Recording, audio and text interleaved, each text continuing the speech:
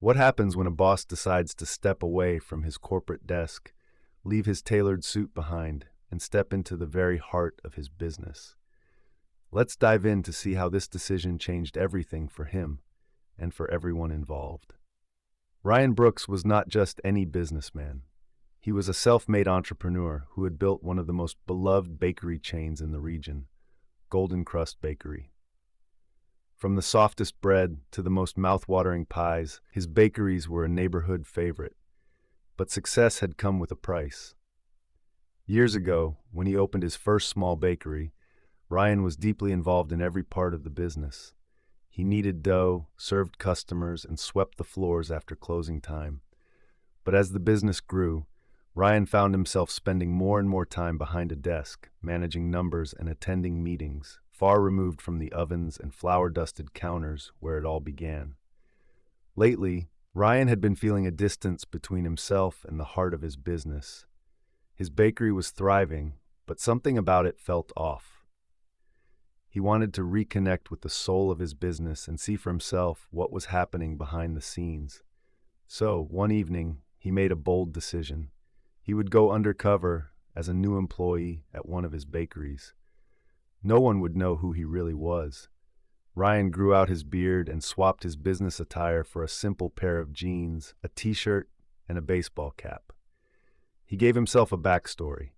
His name was Daniel Cole, and he was a recently unemployed man eager to learn the ropes at a bakery. He chose a location far from his usual haunts, one of his bakeries in a small town a few hours away. It was a modest outlet, run by a store manager named Mike Thompson. Ryan had always believed that the people working in the kitchen were the heart and soul of his bakery, and he wanted to see if that belief still held true. What he didn't expect, however, was how much he would learn, not just about his employees, but about himself. Ryan walked into the bakery on a Monday morning, nervous but excited. He was greeted by the store manager, Mike, a tall man with a friendly demeanor and a booming laugh.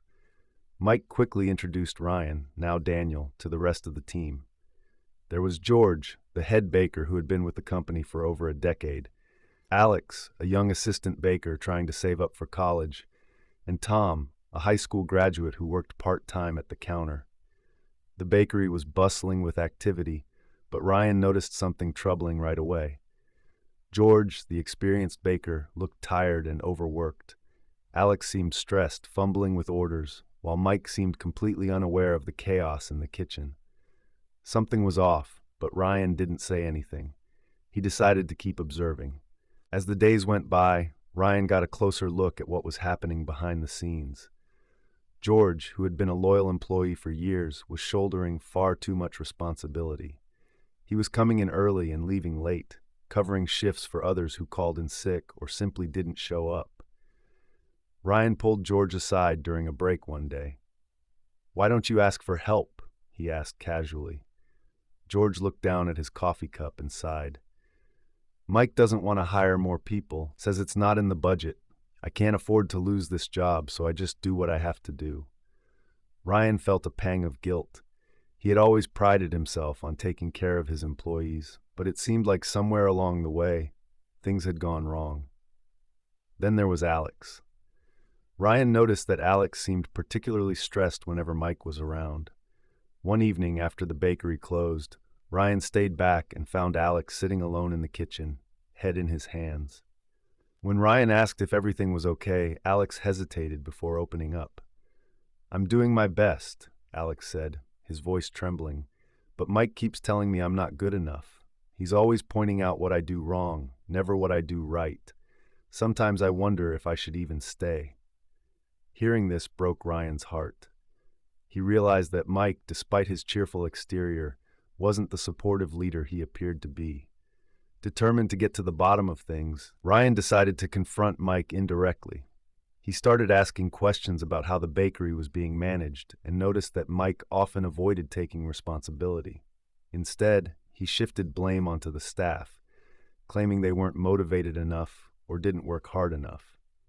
But Ryan wasn't convinced.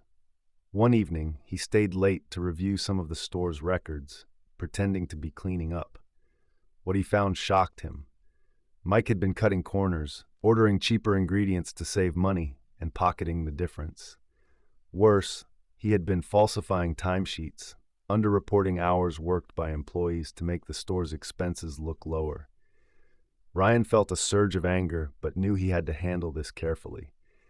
If he exposed Mike without thinking, it could hurt the employees who depended on their jobs. After 2 weeks undercover, Ryan decided it was time to reveal his true identity. He called a staff meeting and asked everyone to gather in the kitchen. As the employees stood around, wondering what was going on, Ryan removed his baseball cap and introduced himself as the founder of Golden Crust Bakery. There was a moment of stunned silence, followed by a mix of shock and confusion. Mike looked pale, clearly worried about what was coming next. Ryan began by thanking the staff for their hard work. Then he turned to George and Alex. "You two are the backbone of this bakery," he said, "and I want you to know that your efforts haven't gone unnoticed." Then, turning to Mike, Ryan's tone became serious. He confronted Mike about his actions, laying out the evidence he had found. Mike stammered, trying to defend himself, but it was clear there was no excuse for what he had done. Ryan announced that Mike would no longer be managing the store. In the weeks that followed, Ryan worked to make things right. He promoted George to store manager, knowing that his experience and dedication made him the perfect leader. Alex received additional training and a pay raise, which boosted his confidence. Tom, the part-timer, was given more flexible hours to accommodate his school schedule. Ryan also implemented a new policy to ensure that every store had adequate staffing and support.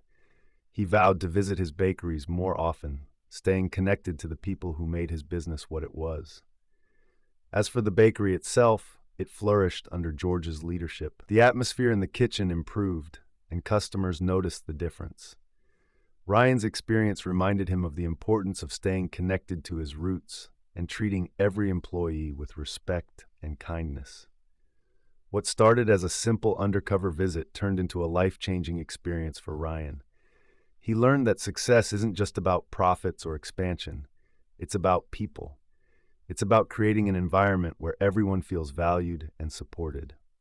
And as Ryan stood outside the bakery one evening, watching the warm glow of the lights inside, he realized that he had found something even sweeter than the pastries his bakery was famous for.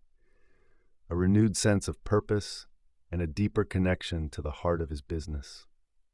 That's the story, friends. I hope you enjoyed it. It was a pleasure sharing it with you all. Don't forget to comment below and let me know where you're watching from. It's always fun to see the global reach of these stories. And if you haven't already, please hit that subscribe button for more amazing stories, tips, and tricks. Thank you for watching, and I'll see you in the next one. Bye. If you'd like to show some extra love, tap the 3 dots near the share button and send a super thanks.